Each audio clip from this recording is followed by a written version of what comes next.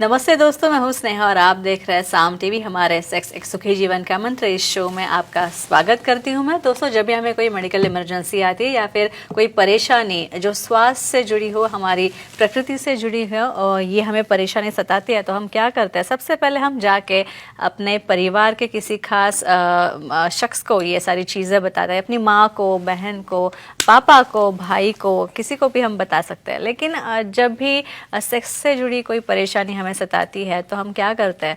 क्या हम ऐसे ही बता पाते हैं, शेयर कर पाते हैं अपने दोस्तों या फिर परिवारजनों के साथ? नहीं ना, क्योंकि काफ़ी बार हम में से कई लोग हैं ना, इनको ये डर लगता है कि कहीं हम किसी के मजाक का कारण ना बन जाए, या फिर हमारी ये जो सेक्सुअल डिसफंक्शन की समस्या है इसका कोई मजाक ना उड़ा ले, इसीलिए हम डरते हैं और चुप्पी साधते हैं। लेकिन ये बहुत गलत है दोस्तों, क्योंकि काफ़ी बार ये होता है कि हम ये हमारी सेक्सुअल प्रॉब्लम्स जो है बता नहीं पाते, हम छुपा के रखते हैं।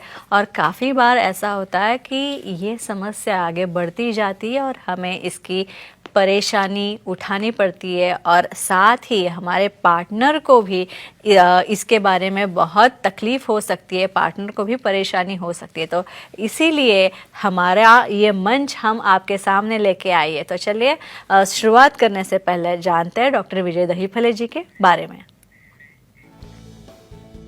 डॉक्टर विजय दहीफले ये एक जाने माने सेक्सोलॉजिस्ट, यूरोलॉजिस्ट और एंड्रोलॉजिस्ट है।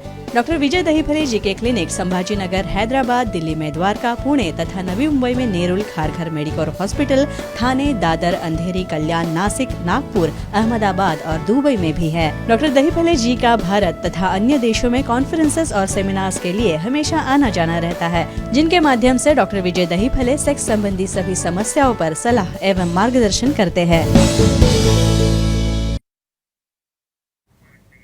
तो दोस्तों, हमारे साथ इस वक्त साम टीवी के स्टूडियो में मौजूद है हमारे शो के खास मेहमान, जो कि सेक्सोलॉजिस्ट, यूरोलॉजिस्ट, एंड्रोलॉजिस्ट है, अर्थात डॉक्टर विजय दहीफले जी हमारे साथ है। तो आइए उनका स्वागत करते हैं, जो आपकी सारी सेक्स संबंधी समस्याओं का समाधान करेंगे, आपके सारे सेक्स संबंधी सवालों का जवाब बहुत ही आसान सरल तरीके से देंगे। डॉक्टर साहब, आपका स्वागत है। नमस्ते। ये एक ऐसा विषय है ना कि इसके बारे में बार बार हमें काफ़ी लोगों के सवाल आते हैं, मेल फीमेल दोनों भी। हमारे व्यूवर्स जो है, हमारे प्रेक्षक, वो हमेशा हमें कॉल करते रहते हैं। तो चलो अब जानेंगे कि पुरुषों में खासकर ऑर्गेज्म कब होता है और कैसे होता है। डॉक्टर साहब, एक्ट के दौरान पुरुषों में ऑर्गेज्म कैसे होता है? और ये इन्फॉर्मेशन क्यों होना ज़रूरी है? खुद को भी समझना है कि ऑर्गेज्म हो गया, और सामने वाले पार्टनर को भी वो एहसास होना चाहिए कि अभी ये प्रोसीजर कंप्लीट हुई है, तभी वो दोनों रिजोल्यूशन में जा सकते कहते हैं हम। यहाँ पे और जो सबको अलग अलग सवाल है, क्योंकि ये एक्टिविटी क्यों बनाई है, अभी जाने दो, बच्चा हो गया, डिलीवरी हो गई, बंद करो इसको। ऐसा नहीं होता है। यहाँ पे अपनी बॉडी जब तक तुम एक्टिव हो, जब तक तुम सांस ले रहे हो, तब तक आपका बॉडी का सर्कुलेशन, ऑक्सीजनेशन शुरू रहना चाहिए। मेल में एग्जैक्टली ऑर्गेज्म मतलब क्या होता है? यहाँ पे एक्ट करते वक्त 5-10 मिनट के बाद जब आपका रिजोल्यूशन फेज आता है, तब अपने आप हार्मोन्स चेंज होके बल्बो कैवर्नोसस मसल यानी जो पेरिनियम के अंदर रहते हैं वो कॉन्ट्रैक्ट और रिलैक्स होना शुरू करते हैं, और उसकी वजह से जो प्रोस्टेट से, समानल वेसिकल से, बल्बोइरेथ्रल ग्लैंड से जो सिक्रेशन तैयार होते हैं, जिसे हम सेमेन या धातु कहते हैं, वो पल्सटाइल मैनर में वहाँ पे इजैकुलेट होता है, और वो एंड पॉइंट रहता है जहाँ पे मेल को ऑर्गेज्म होता है, हार्मोन चेंजेस होते हैं, सटाइटी, सेटिस्फैक्शन या तृप्ति जिसे हम कहते हैं, ये नॉर्मल तुम्हारा जो रिस्पांस साइकिल है उसका एंड पॉइंट होता है, जिसे हम ऑर्गेज्म कहते हैं। अच्छा, ये हो गया मेल्स के बारे में। अगर फीमेल्स के बारे में सोचा जाए तो ऑर्गेज्म फीमेल्स को कैसे अचीव होता है और कब, मतलब एक्ट के किस पॉइंट पे वो हो सकता है? अभी जाहिर है कि इंडिविजुअल लेवल पे इसकी अलग अलग रीजन होंगे इसके। तो इमेजिन करो कितने लोगों का इसका साइंस पता होगा। कुछ लोगों को तो 50% लोगों को, फीमेल्स को, ये ऑर्गेज्म होता है ये पता ही नहीं है। तो ये कितना, मैं हम कहेंगे ये क्लिप जो बनाने का रीजन तो यही कहेंगे हम। यहाँ पे देखो, ये ऑर्गेज्म करना नहीं करना ये आपके हाथ में नहीं होता है। ये नेचर ने जो दिया है वो रिफ्लेक्स है। तुम्हारा आइज का ब्लिंकिंग होना, तुम्हारे यहाँ पे सलाइवा बनना, या आपका रेस्पिरेशन होना, ये रुक नहीं सकते हम। फीमेल में स्पेशली क्या चेंजेस होते हैं, समझो फोर प्ले होने के बाद ऑलरेडी वहाँ पे एक्साइटेटरी हार्मोन तैयार होते हैं, डोपामिन ऑक्सीटोसिन जैसे हार्मोन बनते हैं। उसी वक्त जब हम उसके अंदर फ्लो बढ़ता है क्लैटरस के अंदर, वहाँ पे एक्ट शुरू होने के बाद समझो 5, 10 या 15 मिनट जो भी सामने वाले का टाइमिंग है, वहाँ पे जी पॉइंट यानी सबसे ज़्यादा न्यूरोवास्कुलर बंडल जहाँ पे है, वहाँ पे फ्रिक्शन होने के बाद और हम कुछ अलग एस्पेक्ट पे आने वाले हैं। सिर्फ पिनोवैजिनल सेक्स से ऑर्गेजम नहीं होता, वहाँ पे क्लैटरल स्टिमुलेशन भी लगता है। तो एट द एंड पॉइंट कैसे जानना है, वहाँ पे फीमेल पार्टनर की बॉडी रिलैक्स होती है।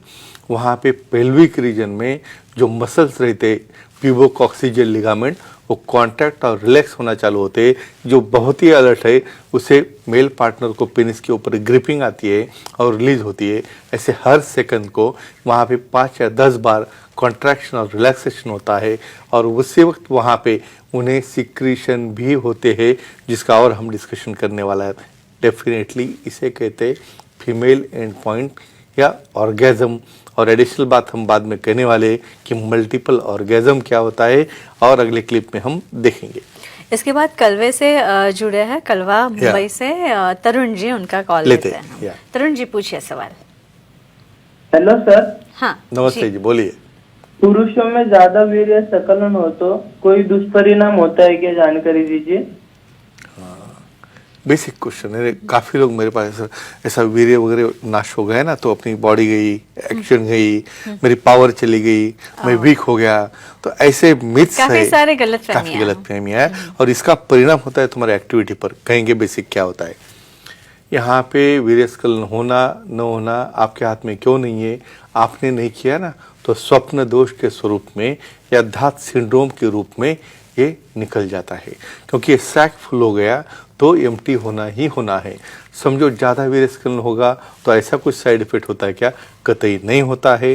जितना वीर्यस्खलन अच्छा होगा, उसके ऊपर एक स्टडी हुई है स्विट्जरलैंड में, 21 से ज़्यादा बार वीर्यस्खलन होने से, शायद हम सेक्स से ज़्यादा कहेंगे, प्रोस्टेट कैंसर नहीं हो सकता, बाकी तरह की जो प्रोस्टेटिक इनलार्जमेंट है वो नहीं होते हैं। उसका काफ़ी बेनिफिट होके हर वक्त नया सीमेन आने से अच्छे स्ट्रॉन्ग स्पर्म बनते हैं। इतने बड़े बेनिफिट्स होता है, मुझे लगता है क्लिप देख के ये इनका डाउट निकल जाएगा। जी जी जी। और एक बात है कि जब वो चरम सुख जिसे हम कहते हैं, फिर ऑर्गेजम, तो वो भावना मिलने के बाद, वो ऑर्गेजम अचीव होने के बाद शरीर में कौन से प्रकार के और बदलाव आ सकते हैं? राइट, ये रिजोल्यूशन फेज, यानी आफ्टर एक्ट क्या होता है, रिजोल्यूशन फेज क्या होता है, ये बहुत इसलिए जानना जरूरी है कि एक्ट होने के बाद बहुत बार मेल पार्टनर वहाँ से निकल जाता है। तो इसलिए हमें ये कहना जरूरी है, even four play, play and after play, यानी फीमेल्स को एक इमोशनल अटैचमेंट इतनी ज़्यादा रहती है कि इवन ऑर्गेजम के बाद भी उन्हें लगता है कि उनका पार्टनर वहाँ पे पास में रहे, उनका पार्टनर उनके क्लोज रहे, या बॉडी जब रिलैक्स होती है उस वक्त उनके साथ में रहे। क्यों? इमीडिएट ऑर्गेजम के बाद जो हाई लेवल पे ब्लड प्रेशर, रेस्पिरेशन जाता है, ब्लड फ्लो जाता है, वो धीरे धीरे नीचे आना शुरू होता है। उस वक्त ब्लड फ्लो कम हो गया, बाद में ब्लड प्रेशर कम हो गया, बाद में धीरे धीरे जो ऑर्गन का फ्लो है वो कम होते जा रहा है। जो स्वेलिंग आता है वल्वा में, लेबिया मेजोरा माइनोरा में, वो कम हो जाती है, और उसके बाद धीरे धीरे नॉर्मल फेज में पूरे ऑर्गन आते हैं, और इसको कहते हैं रिजोल्यूशन फेज। और ये होने तक कम से कम आफ्टर एक्ट 10 या 15 मिनट पार्टनर ने साथ में रहना बहुत ज़रूरी होता है। अच्छा डॉक्टर साहब, मल्टीपल ऑर्गेजम क्या है? मैंने सुना है या कहीं पढ़ा भी है शायद कि फीमेल्स में मल्टीपल ऑर्गेजम होता है, तो ये क्या होता है? और मेल में होता है क्या? कहेंगे, ये क्वेश्चन काफ़ी इंपॉर्टेंट है, बोलेंगे हम। यहाँ पे व्हाट इज मल्टीपल ऑर्गेजम, मतलब बहुत बार हम क्या कहते हैं, मेल से ज़्यादा फीमेल का स्टेमिना 2 या 3 बार ज़्यादा रहता है, इसलिए कम से कम मेल को एक्ट करते वक्त 2 या 3 बार रुकने की ताकत चाहिए, और बाद में उन्हें रिक्वायरमेंट हो गई तो आप इसमें एक्ट करना चाहिए। इसलिए तो अनबन होती है कि मुझे सेटिस्फाई नहीं कर पाते हो आप। इसमें क्या रहता है, समझो बॉडी रिलैक्स गई, रिजोल्यूशन में गई।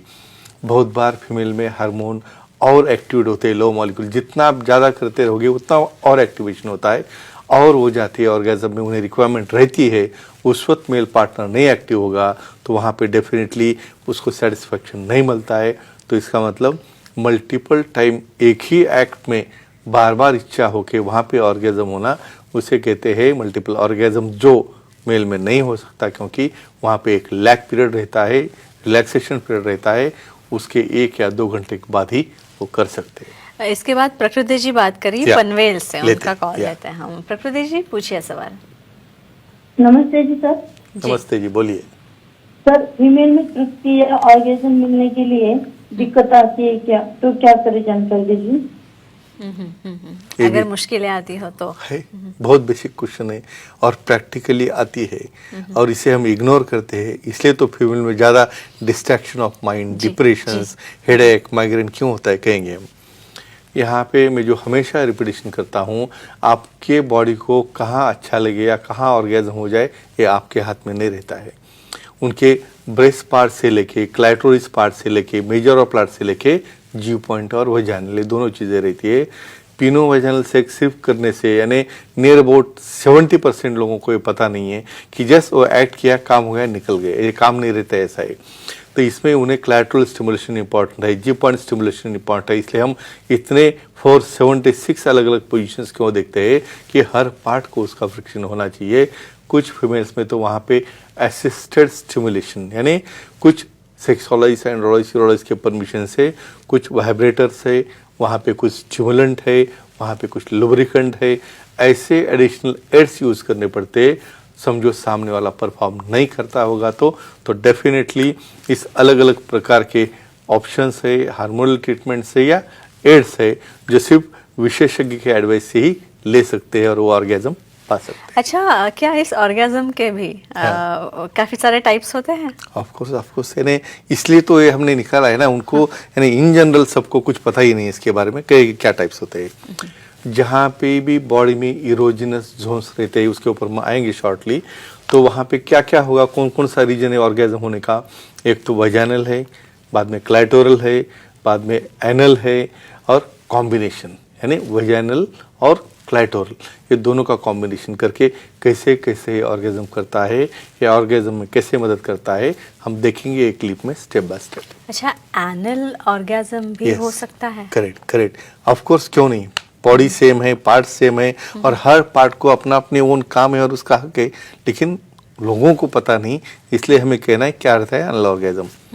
पेरिनियम मतलब क्या होता है, यानी सामने वाला क्लाइटोरिस, वजाइनल ओपनिंग और पीछे रहता है एनल ओपनिंग, तीनों एक डायफ्राम में रहते हैं, जहाँ पे उसके मसल कॉन्ट्रैक्शन होते रहते हैं।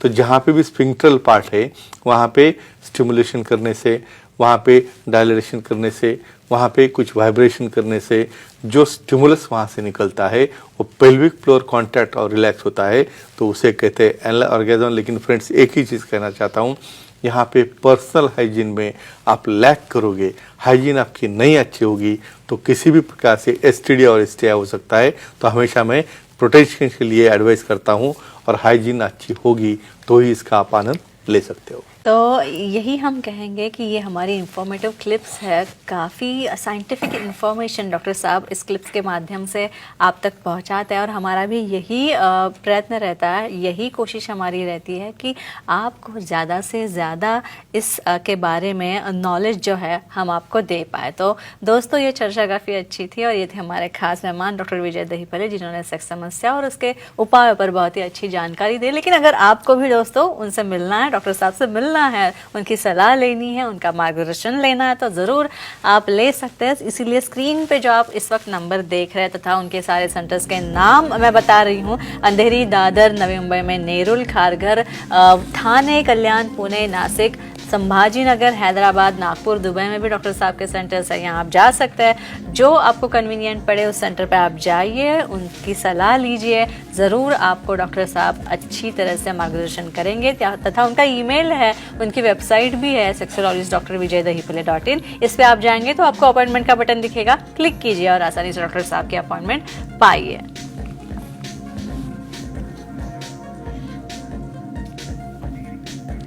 तो डॉक्टर साहब, शुक्रिया हमारे साथ जुड़ने के लिए और इतनी सारी अच्छी जानकारी हमारे दर्शकों तक पहुंचाने के लिए। तो अब वक्त हो चला है हमारे दर्शकों को विदा करने का।